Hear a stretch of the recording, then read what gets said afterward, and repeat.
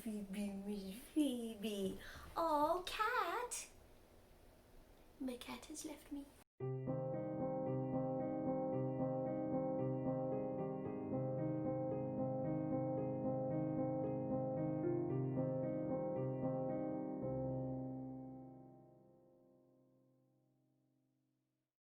Hey there, Fiber Junkies! Welcome back to the Color Cauldron. I'm Johanna, the owner and dyer of Potion Yarns and the host of this video channel, and today we have another Saturday night at the movies for you. This is a really fun segment that I love doing about once a month, or as often as I can, where we take a film that features some kind of fiber arts, knitting, crochet, sewing, weaving, whatever, spinning, anything at all that we can possibly fit into the category of fiber arts, and it can be just a brief scene of somebody knitting in the background during one of the conversations, or it can feature centrally to the plot, as in some of the films we've done in the past, like Mr. Lucky, and the one we're going to do today. It's a fun little way for us to view our favorite crafts on TV, because who doesn't love working on your knitting or crochet while watching Netflix or a movie and seeing somebody doing the very thing you're doing? I don't know why we love it so much, but we do. We totally love it. So I thought this was a fun way for us to get to talk about some of my favorite films anyways, and pair them with patterns that are inspired by or reminiscent of the style. Sometimes we take vintage patterns from the era that the film is from. Other times we just do a more modern pattern that has something to do with the style or the character or the theme of the movie. And today we have a modern pattern that is very reminiscent of a very classic style and shape that I think our main character might have worn. So let's dive in. Today we have a really fun movie, and it's a super popular classic, one that you've probably all heard of, and probably most of you have seen at least once, and that is Breakfast at Tiffany's! Yes, we're finally getting around to this very classic film. When I first started doing Saturday Night at the Movies, a lot of people suggested this film to me because there is a fairly iconic knitting scene that is central to, well, I don't know if I'd say central to the plot, but definitely part of the conversation and plot. And it is a favorite of knitters the world over because Audrey Hepburn knitting, who doesn't love that? I actually had planned to do something like Saturday Night at the Movies before I ever even started my video channel. This was actually one of the very first ideas I had for the video channel, not just talking about my knitting and doing tutorials and things, but I actually had the idea for Saturday Night at the Movies a long time before it ever came about. And I finally got around to working on it, and my original idea, I was going to kick off the entire idea with Breakfast at Tiffany's as our very first film. However, that was the year that I was doing silver screen star yarn clubs, so every month we would pick a different star of the silver screen and do a custom limited edition colorway for them, and I started pairing Saturday Night at the Movies with the star that I was doing a custom colorway for, so I would try to pick somebody that I was creating yarn for, and amazingly enough we never did Audrey Hepburn, but I'm finally getting around to this film.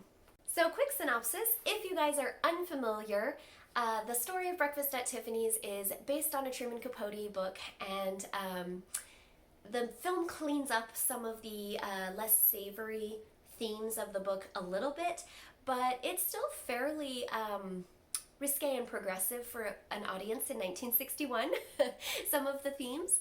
This is kind of the idea of a prostitute with a heart of gold sort of idea. Audrey Hepburn isn't really a prostitute per se, but she is definitely a paid escort for wealthy gentlemen.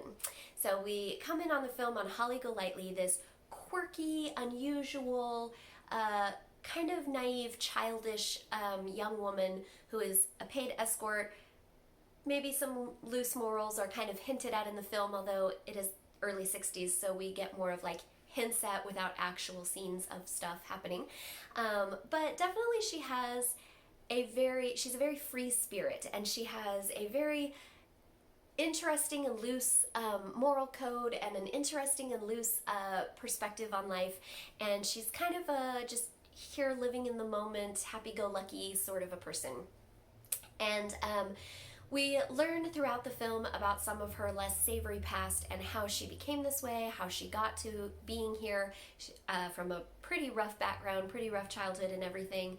And we see from pretty early on in the film that Holly obviously has some scars and some demons, but we find out more and more as the film progresses about some of those things that help make her a little more sympathetic and really engender our empathy and sympathy for her lot in life and how well she's doing, honestly, for all of the crazy stuff in her past. But she, early in the film, meets a new neighbor of hers, this handsome young man, Paul Varjak. And Paul is a young writer getting started, and he has a wealthy patroness who is paying for him to work on his books, and as we can kind of imagine, that payment involves some extra favors. So he's basically a kept man for a wealthy older socialite woman, and so he and Holly kind of have that common background to bond over, and they develop an interesting friendship and start kind of falling in love as they just face life together and go through all these crazy things and try new stuff and just really enjoy life together.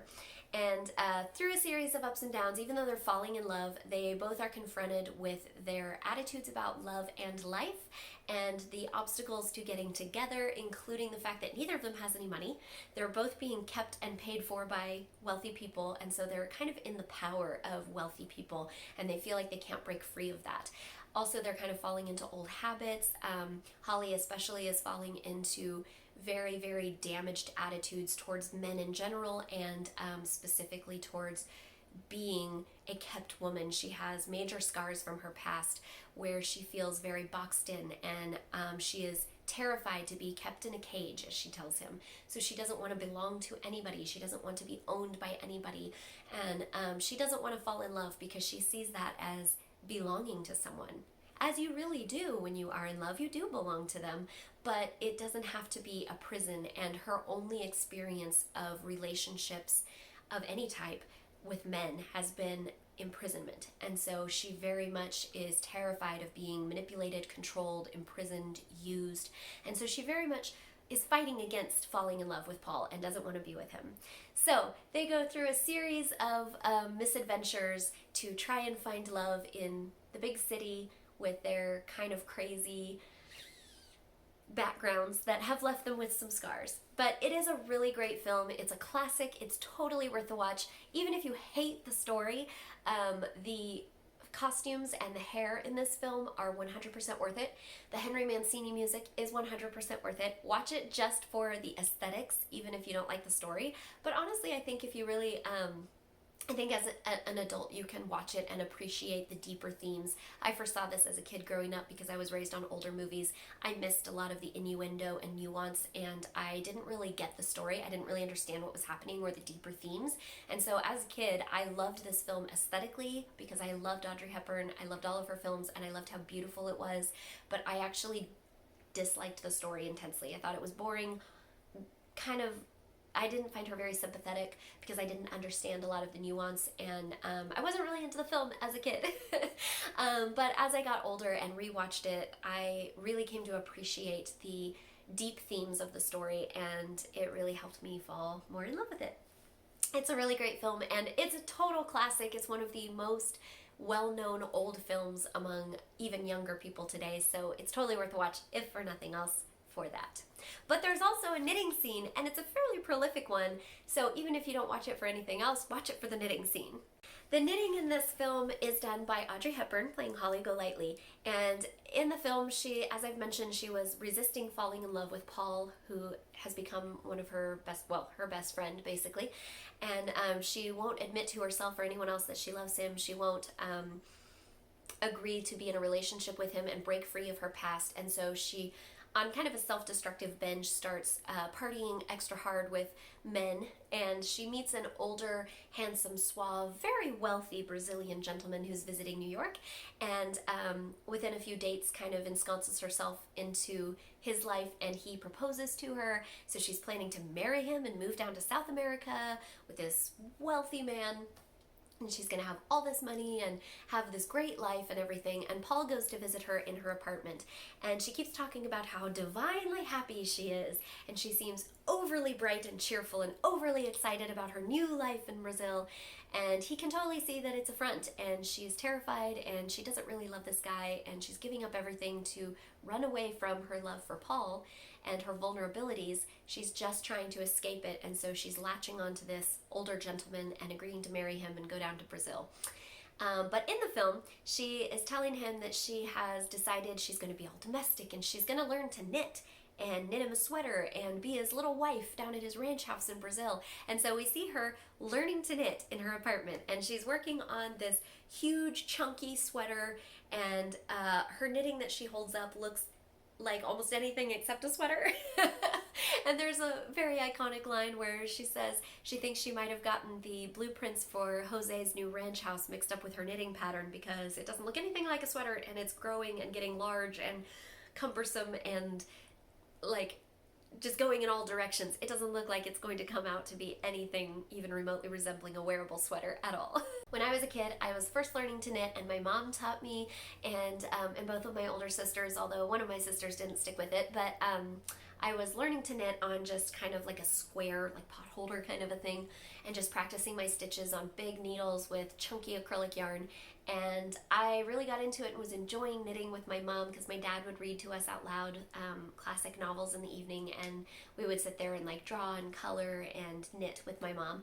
And so I loved doing it, but I was really bad at it when I first started out at like 7 years old or something, and so it was full of holes, and I would add stitches and drop stitches, and I didn't know how to fix anything, and it was just a square, so my mom would let me just go for a while, and then every so often she'd try to help and get me back on track. But my thing took on this more like amoeba shape than like a rectangle or a square, and so my family jokingly called it the ranch house, in reference to Holly's knitting from Breakfast at Tiffany's that doesn't look like anything and is full of holes and added stitches and just this weird, chunky, ugly acrylic mess.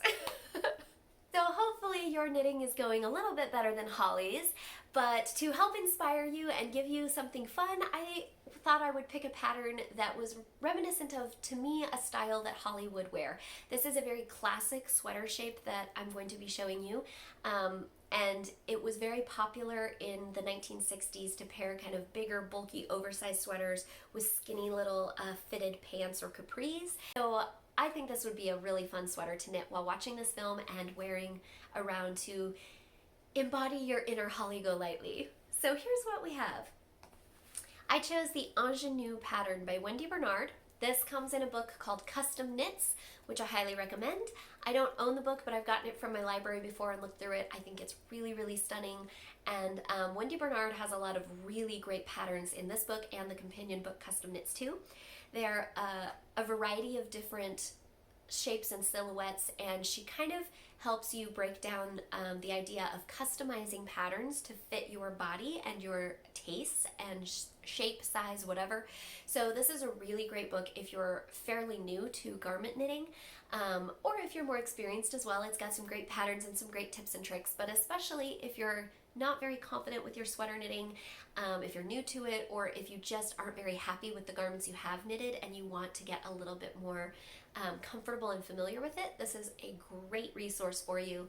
And the ingenue pattern is really, really easy because it's mostly stockinette, and it's this really cute little shape that goes great with skinny jeans or high-waisted pants in kind of a retro style, but you could also pair with just any modern pant pretty much. You could probably even pair it with like a tight little pencil skirt or something if you wanted to style it in a more modern and kind of different way.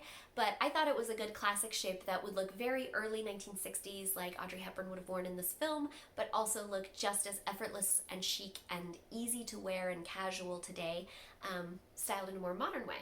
So I haven't actually knit this sweater yet. This is on my I want to knit this someday list, but unfortunately I wish I could show you a finished object or at least a work in progress every single Saturday night at the movies, but doing them once a month like I have been doing while working on multiple other things, both for my shop in my indie dyed yarn, as well as just my own personal fun patterns and whatever, plus having a baby and running a business, all that stuff, means I don't have a ton of knitting time these days, and I am still an unrepentant multi-project knitter. Like I always have like 5 or 6 or more projects going at once.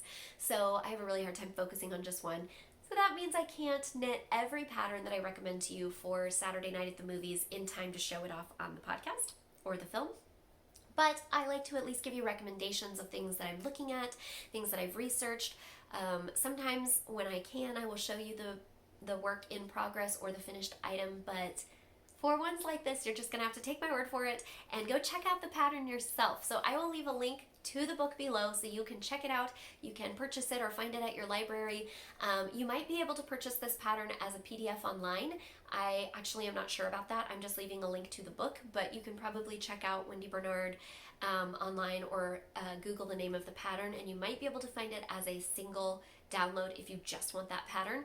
But I highly recommend checking out the book, at least getting it from your local library or borrowing it from a friend or something and flipping through it, because it has a lot of great patterns and resources for you.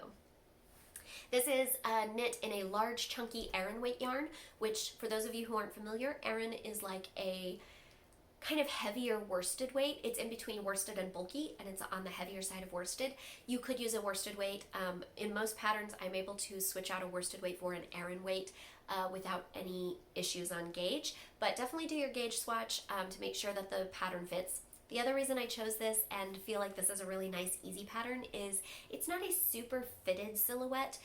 It's meant to be a little bit oversized, so it's still a good idea to do a gauge swatch and to take your gauge or start knitting the sweater and pause after a few inches and double check it before you keep going, because you do want to make sure that it at least relatively fits, but you've got a lot more wiggle room with a more oversized pattern like this than some of our more fitted vintage silhouettes that we often do. So that is our sweater that I chose for this particular film, but I will be honest, I had a really hard time picking just one pattern. I actually ended up picking 2 patterns this month. So I have 2 ideas for you. One of them we already talked about, the sweater pattern. It is great if you want to just go buy the book or buy the pattern and start knitting. It's already written out for you, has a lot of tips and tricks on sizing. The other thing that I have for you is a pattern that you purchase online, but it's not for a particular project. This is just a chart pattern. So you do need to know how to read charts. There aren't any written instructions with it as far as I can tell. Although, full disclosure, I have not purchased the chart itself. I just looked it up and looked at the information on the website. I will put the link to it below. But this chart is a silhouette of Audrey Hepburn's iconic face from Breakfast at Tiffany's. So it's like her close-up of her face, looking all cute with her cigarette lighter. This is one of the most classic images in the Western world, I think. Definitely one of the most classic old movie images. And you can find it on everything from t-shirts to bags to dresses to bed sheets to whatever. You can find it literally everywhere. But you could also knit or crochet, or this is a charted pattern, so you can actually use it for like embroidery or something as well. But you can make it into your own project. I think the silhouette of her face would be really, really cute on a big oversized like sweater, just kind of a slouchy Saturday with jeans around the house kind of sweater. So you could put that right in the front and do like a little intarsia looking face. It would also be fantastic on like a tote bag. But you can put it on whatever you want. Make a huge one on the back of an Afghan for your Audrey Hepburn obsessed sister or whoever. It's really, really great. So you will need to have another basic pattern you can plug the chart into or write your own. But if you purchase this pattern, if you're feeling adventurous and you are confident with chart knitting or chart crocheting, you could purchase this pattern. It's only $5 for the chart, and then you can design something around it to show your own love for Audrey Hepburn and Holly Golightly and this classic film. So I thought I would include that too, because I thought that was a really cool chart, and I don't know about you, but I can work my way through coming up with from scratch without a pattern, something simple like an easy little hat or an easy little fingerless glove pattern or something. And I have written charts before. I can technically do it, but it's a lot more work than just writing a simple little like beanie pattern. So if you can buy a chart already made out for you that is really, really intricate and detailed, and then just plug it into something simple like a bag or something, it takes a lot of the work out of it for you, but you still get the fun of like kind of creating your own custom pattern. So I thought I would include that for those of you who are a little more adventurous and have a bit of design background, or are just wanting to try it out. So I hope that that helps. I hope you guys have lots of fun, whether you choose to knit or crochet these patterns or pick something else on your own. But I hope that this film is a good time for you. I hope you enjoy it as much as I do, and I hope that you have a lot of fun with your projects. Please give this video a thumbs up. Don't forget to share it with your fiber-loving friends. Leave me a comment below. Let me know what you think about the patterns, about this film, whether you've seen it or not, whether you like it, and if you have any suggestions for other Saturday night at the movies. I'm always building my list, which is growing massively, of films that we could do for future episodes. Thank you guys. I hope you guys have a great rest of your day. It is now time to cast off. Love you.